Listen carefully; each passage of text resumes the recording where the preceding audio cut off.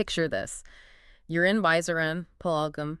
They call it mini Switzerland for a reason. Imagine these rolling meadows, just the deepest green, edged by these absolutely majestic pine trees, reaching for the sky. Hmm. You can almost feel that crisp mountain air on your skin, hear the happy chatter of tourists, maybe the gentle sound of ponies moving through the grass. It's a scene of perfect tranquility. Yeah. And then just like that, in an instant, that piece is just shattered, ripped apart by the unmistakable, terrifying sound of gunfire. That serene image you've conjured up became a scene of absolute horror on Tuesday, April 22nd, 2025, right around 2:03 in the afternoon. 2:30, wow. Yeah.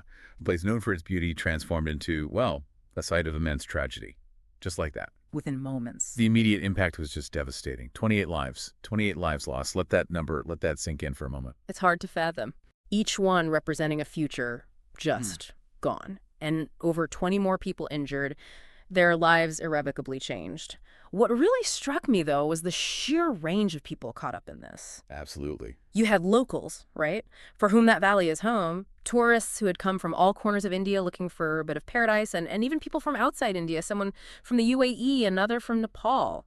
It really underscores the indiscriminate nature of terror, doesn't it? It doesn't Yeah. care about borders or backgrounds. No. And the impact it really resonated when we learned that Lieutenant Vinay Narwal, a young naval officer just married, was among those killed. Oh, that's heartbreaking. And we also tragically lost an official from the Intelligence Bureau. This wasn't some abstract event happening far away. It touched so many different communities, so many walks of life. So that's the stark reality we're facing here. We're diving deep into the core of this horrific event. Our goal is to try and understand what unfolded in that beautiful meadow, to, look at the forces that might have been at play, and to really grasp the wider implications. It's a difficult and somber topic, obviously, heavy with the weight of loss. But it always feels like a crucial step forward. Definitely. The initial accounts from those actually on the ground painted a truly terrifying picture, that piece you described, just brutally torn apart by the intense sound of automatic weapons fire. Right. Witnesses suggest around 5 or 6 militants were involved, heavily armed. And they seemed to just emerge suddenly from the dense woods surrounding the meadow. And one particular account has really stayed with me, the woman who saw her husband killed. Right there. Unimaginable. Amidst that chaos, she was apparently told, and these are her words, "We won't kill you. Go tell Modi." That chilling message, it speaks volumes, doesn't it? It really does. This wasn't just random brutality. It feels calculated, deliberately targeted. What do you make of that specific message? Well, that message is deeply significant. It strongly points towards a specific political objective behind this attack. Immediately, suspicion fell on the resistance front, or TRF. TRF. Now, while the TRF tries to project this kind of local Kashmiri identity, it's widely understood, really, that they are essentially an offshoot of Lashkar-e-Taiba, LET. Leti, the name we know well. Exactly. And it's vital to remember, LET is a terrorist organization with a long, violent history in the region, and its origins are firmly rooted in Pakistan. This structure, this TRF front, it allows LET to perhaps distance itself publicly while still, orchestrating these attacks. So a way to muddy the waters, maybe. Pretty much. Yeah. Think of it as a way to try and gain some local traction, or the appearance of it, even though the core leadership and likely the resources still come from across the border. And Lati, of course, has that well-documented bloody history in the region based in Pakistan. Yeah. This attack, the way it happened, the precision, the high number of casualties in such a public, symbolic spot, it really does suggest significant planning. A clear intent to sow maximum fear and cause widespread disruption. Absolutely. And the intelligence agencies appear to have pretty swiftly focused their attention on a key individual, Saifullah Kasuri. He operates under several aliases, Khalid, Saifullah Sajid, and he's identified as a senior commander within Lataya. Right. He's believed to be the primary architect, the one who orchestrated this whole thing. And this isn't some low-ranking figure, right? Kasuri is reportedly based out of Gujranwala, sometimes even Islamabad in Pakistan. That's right. And he's described as being a very close associate of Hafiz Saeed. Yeah, who India considers one of its most wanted individuals for decades. His involvement in numerous terror attacks is well known. Decades, yes. So high-level connections. Precisely. Kasuri's network seems extensive. He reportedly has deep connections within Pakistan's ISI, their main intelligence agency, and even elements within the Pakistani army. Wow. What's particularly jarring, almost surreal, is the reported detail about his fondness for luxury vehicles. Hmm. Apparently, he has a thing for shiny Mercedes cars. Your Mercedes. While planning terror attacks. Seems so. And the alleged use of charitable fronts as a cover for his terrorist activities. It's a disturbing contrast, isn't it? Outward appearances of normalcy, even luxury, masking this extreme violent intent. It paints a chilling picture. Someone living in relative comfort while plotting such horrific acts. Now, what could possibly motivate someone at his level to orchestrate something so big, so devastating? We're hearing about his potential dissatisfaction, maybe, with Pakistan's shifting approach to Kashmir after Article 370 was revoked. That appears to be a crucial factor, yeah. After India's actions in 2019, there were reports that Pakistan began to scale back some of Letty's more overt operations. Why? International pressure? Probably mix of things. Increased international pressure, maybe, but also their own internal challenges. Issues in Balochistan, Khyber Pakhtunkhwa, this shift in strategy likely created discontent among commanders like Kasuri. So he felt sidelined. Potentially. Felt marginalized, perhaps, or that their long-held objectives regarding Kashmir weren't being prioritized anymore. There's also intelligence suggesting he got logistical help from operatives inside Pakistan-occupied Kashmir for this attack. Indicating that cross-border network is still very much active. Very much in play, yes. The news of this horrific attack, understandably, triggered an immediate and powerful response at the highest levels. Prime Minister Modi, who was actually on a diplomatic visit to Saudi Arabia in Jeddah, cut his trip short, returned to New Delhi incredibly quickly, landing by Wednesday morning. And it was interesting that detail about his flight apparently avoiding Pakistani airspace entirely. Yeah, that detail, avoiding Pakistani airspace, it definitely underscores the heightened sensitivities, the potential for serious diplomatic fallout. Tells you something about the tension levels, doesn't it? Absolutely. Upon landing, the Prime Minister held an emergency meeting right there at the Delhi airport. Key people involved. Ajit Doval, S. Jaishankar, Vikram Misri. The top brass. Exactly. And later that day, a critical meeting of the Cabinet Committee on Security, the CCS, that's the highest body for national security decisions in India, was expected to figure out India's response. And his public statement on X, formerly Twitter, was, well, unequivocal. Those behind this heinous act will be brought to justice. They will not be spared. Very firm, clearly reflecting the national outrage. No ambiguity there. And concurrently, Home Minister Amit Shah moved swiftly. He was on the ground in Srinagar by Tuesday night itself. That fast. Yeah. Got a detailed briefing for the DGP, Nalin Prabhat, and by Wednesday he was in Pahalgam, meeting families, laying wreaths, talking to survivors. Showing presence, showing resolve. Right. His message on X mirrored the PM's.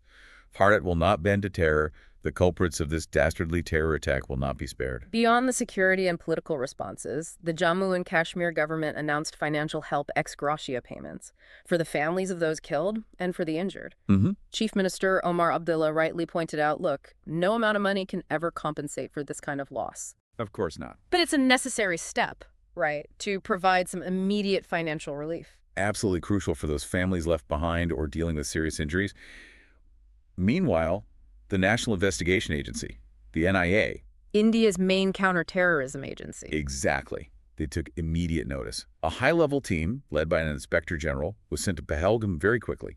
And there's a strong chance the entire investigation will be handed over to them. Makes sense given the likely cross-border element? Precisely. The scale, the complexity, it points towards needing their expertise. And as the official investigation gets going, the security forces have launched this massive operation in the area, right? Trying to find the perpetrators. Massive is the word. We're hearing about extensive aerial surveillance drones, helicopters, plus significant ground operations. Lots of boots on the ground. And they've released sketches based on eyewitness accounts. Yes, sketches of suspected terrorists. What's particularly disturbing is the intelligence suggesting these militants had recently crossed the line of control, and that they'd even scouted the Baisaran meadow beforehand. Scouted it. So, reconnaissance. That indicates a high degree of pre-planning. Chilling. It certainly suggests significant preparation and intelligence gathering on their part, yeah. And the TRF's claim of responsibility, well, its authenticity is still being verified officially, but it fits their established pattern. Targeting civilians. Soft targets. Exactly. Tragically, yes. Targeting soft targets to generate widespread fear, destabilize the region, and grab attention. That's been their MO. In the immediate aftermath, we saw this really powerful, unified expression of grief and condemnation across the whole region. Wednesday, April 23rd, both Kashmir and Jammu regions observed a complete ban, a shutdown. Yeah, general strike. What was particularly striking, reportedly, was that this was the first time in something like 35 years that there'd been such a unified protest against a terror attack in the valley itself. 35 years. That really speaks volumes, doesn't it? About the depth of the shock, the anger felt by ordinary people there. It really does. It signifies this profound sense of shock, a collective rejection of this brutality across the entire region, Jammu and Kashmir. And the shutdown had a real impact on daily life. Shops, businesses closed, even fuel stations shut down. Public transport was limited. Private schools closed, too. Yeah, private schools closed their doors. It was a mark of respect, solidarity. Joining the call for the ban from prominent local groups like the Islamic Fraternity, the MMU, and the Private Schools Association. Reports said the streets of Srinagar, usually bustling, were eerily quiet, just widespread mourning. The international community also reacted quickly, strongly condemning it. Leaders from all over the globe sent condolences, expressed solidarity with India. We heard from U.S. President Donald Trump, who apparently promised to call Prime Minister Modi. Strong condemnations from Russia's Vladimir Putin, Italy's Giorgia Meloni, the EU chief, Ursula von der Leyen. A broad coalition of voices. Yeah, and support also came in from nations like the UAE, New Zealand, Israel's Prime Minister Netanyahu, Jordan's ambassador to India, all offering condolences and support. It really highlights that global understanding, doesn't it? That terrorism is a shared threat. It crosses borders. It does. And while these expressions of solidarity are important diplomatically, the real challenge, the ongoing one, is translating that condemnation into concrete, sustained international cooperation. To actually counter these groups effectively. Right, to counter the organizations and make sure the perpetrators are actually held accountable. That's the hard part. When we think about why Pahalgam, why that beautiful spot, Baisaran meadow, why there? Several factors seem likely. First, its significance. It's a huge tourism hub for Jammu and Kashmir. Baisaran is iconic, heavily promoted, attacking there especially during peak tourist season. And right when Amarnath Yatra registrations were starting. Exactly. That timing feels deliberate, a calculated strategy to instill maximum fear, right? And to hit the local economy hard. Tourism is so vital there. That's a very sharp observation. The impact isn't just the tragic loss of life, horrific as that is. It's about creating this pervasive climate of fear, deterring future visitors, destabilizing the whole region economically. And then there's the timing with Modi's Saudi visit. Could there be a geopolitical angle, an attempt to embarrass India on the world stage? It certainly raises that possibility. And, as we discussed, you can't dismiss the potential motives of someone like Saifullah Kasuri linked to his dissatisfaction with Pakistan's Kashmir policy shifts. So this attack could be his way of trying to reassert Letty's influence, pushing back against those shifts. It's a plausible interpretation, yes. A way to make noise, to show there's still a force to be reckoned with, perhaps against the grain of official Pakistani policy if those reports are accurate. Beyond the headlines, the strategies, the geopolitics, it's just vital we don't lose sight of the human cost, the profound, heartbreaking human cost of this. Absolutely critical. The individual stories emerging are just devastating. Lieutenant Vinny Narwhal, young man, just married, future gone. His grandfather's emotional plea to eradicate terrorism. It just hits you. It really does. And we've also learned about Bitan Adhikari, an engineer from Kolkata. His family now grappling with unimaginable grief. Madhusudan from Bengaluru, originally from Andhra Pradesh. Just on a family holiday, a time that should have been filled with joy, turned into this nightmare. Utter tragedy. And the reports of a father and son from Gujarat among the victims, tourists from Maharashtra, it just underlines how this senseless violence touched lives from everywhere, every corner of the country. And the survivors. Yeah. People like Pallavi, who lost her husband, Manjunath.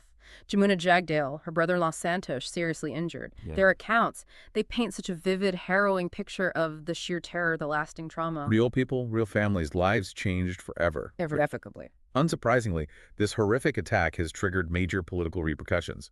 Opposition leaders were quick to react. Rahul Gandhi strongly condemned it, demanding swift justice. Mallikarjun Kharge called for an all-party meeting to talk about the, quote, deteriorating security situation in J&K. Taking the government to task. And Sanjay Rao went further, demanding Home Minister Amit Shah resign, criticizing what he saw as too much focus on politics, not enough on security. And Asaduddin Owaisi called it a clear intelligence failure. Drawing parallels to Uri and Pulwama. Yes, that comparison is being made. The main thrust of the opposition's criticism seems to be challenging the government's narrative, the normalcy returning to Kashmir narrative. Yeah, that narrative takes a big hit with an attack like this. And with elections on the horizon, this is almost certainly going to become a major political flashpoint, a point of intense debate. No doubt about it. Looking ahead now, the challenges are, well, they're considerable. That difficult terrain around Pahalgam, it's going to make the manhunt for the militants incredibly complex. A real challenge for the security forces. Definitely. And apprehending someone like Saifullah Kasuri, if he's indeed operating from Pakistan as believed, that presents huge diplomatic hurdles. Very sensitive stuff. So the government vows to bring them to justice, which is understandable, but the reality of cross-border terror makes that a very tough promise to fulfill. Extremely tough. And for Jammu and Kashmir itself, the potential hit to the tourism sector could be really substantial, long-lasting even. Rebuilding that confidence among potential visitors, ensuring safety, that's going to be top priority for the local administration, surely. A very delicate balancing act, isn't it? You need enhanced security, obviously, but you don't want to create an environment that feels oppressive or scares tourists away even more. It's a fine line. Yeah. Ultimately, this tragic attack forces us, again, to confront that fundamental, enduring question. How do you effectively counter groups like the TRF, these groups that keep exploiting vulnerabilities? There's no easy answer, is there? No. It's clear you need a multifaceted approach. Yeah. Robust security, yes. Better intelligence gathering analysis, but also addressing the underlying socio-political factors that can contribute to radicalization and violence in the first place. The attack in that once serene, beautiful meadow in Pahalgam, it's so much more than just a fleeting news story, isn't it? It's a stark, brutal reminder. Terrorism's persistent threat, its devastating impact on lives, families, whole communities. It really is. We've tried to delve into the horrific details, the suspected group TRF, the alleged mastermind Kasuri, the immediate responses government, local people, and those broader geopolitical ripples.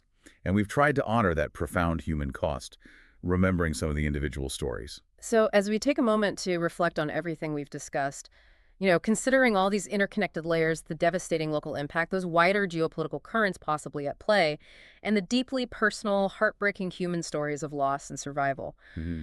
What do you see as the most critical aspect, the thing that most urgently needs to be addressed moving forward? It's a question that I think will stay with us as we continue to grapple with the complexities, the consequences of events like this.